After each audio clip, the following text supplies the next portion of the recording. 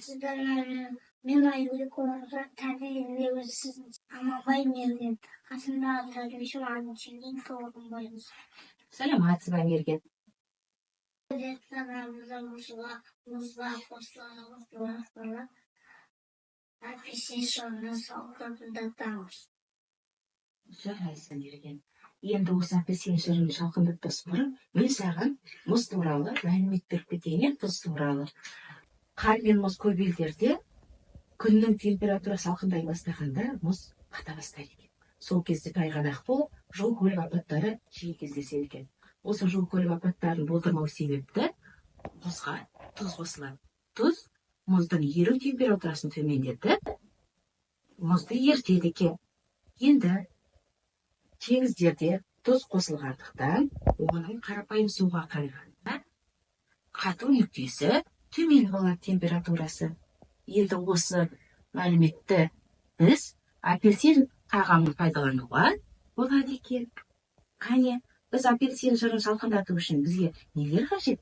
Құралда бір бокал апельсин жырына шақпақталған тұз,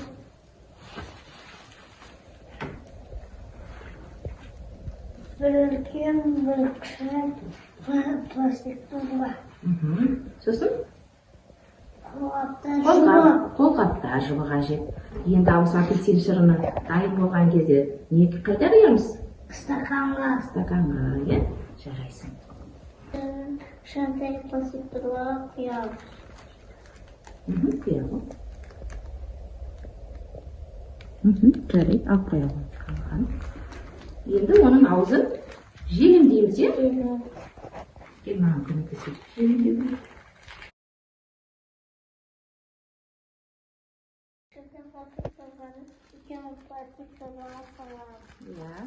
Ол үлкен пластик торбаның ішінде бос орын болу керек, е? Оған не үшін қажет бос орын бізге? Дұрыс, сала болмызды.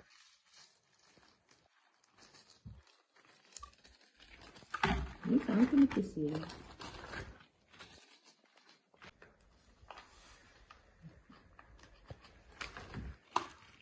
Аузын желімдейді. Желімдеп болғасын не істейміз? Қолғаптарымызбен умаждаймыз, е? Сол кезде апельсин шырыны салқындайды, мұз тұзды ерітеді.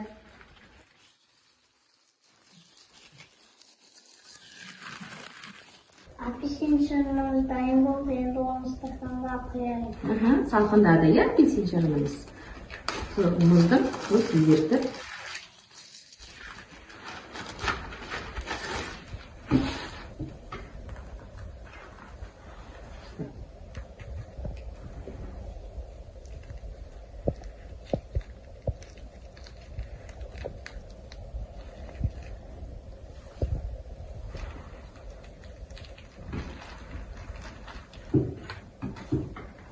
Мерген қарашы, апельсин шырыны салқындады ма екен, дәмін татып қарай ғой.